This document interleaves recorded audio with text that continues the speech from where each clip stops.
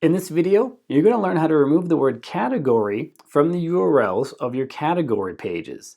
Hi, I'm Bjorn from WPLearningLab. Let's get into it. Your URL currently probably looks something like this. When we're done, it's going to look like this. And this category is actually linked to in our menu. I've got a tutorial showing you how to link to categories inside of WordPress menus. I'll link to that in the card up above and the description down below if you want to check that out.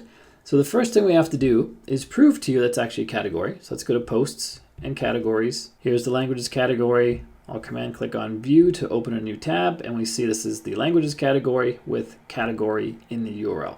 Go back to your dashboard. This is where we actually change the URL. Go to Settings, go to Permalinks, scroll down, click on Custom Structure. We have to make sure that in this custom structure we have a shortcode for category. So I'm going to click on category right here, and that enters it for me. You can type it out as well.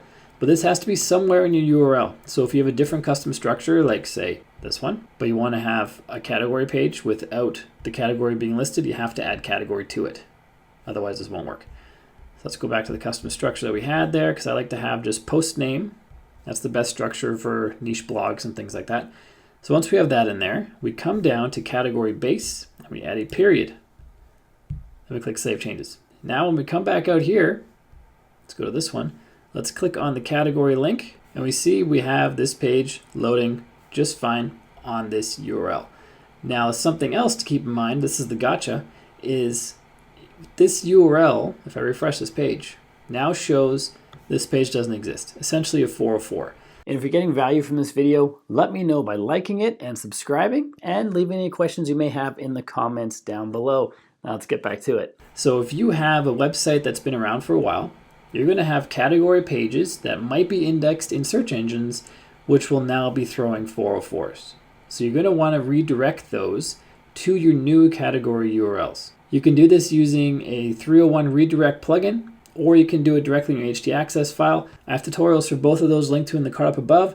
I highly encourage you to check them out because you don't want to lose your search traffic. There might not be a lot of search traffic coming directly to category pages from search, but if Google sees a bunch of 404s popping up on your site, that's not good for your site health. And so you might get some minus points in Google or other search engines because of that. Next up, check out this video right here where I show you how to add categories to menu systems in WordPress. And then check out this one where I show you how to remove the super annoying uncategorized category from your category list.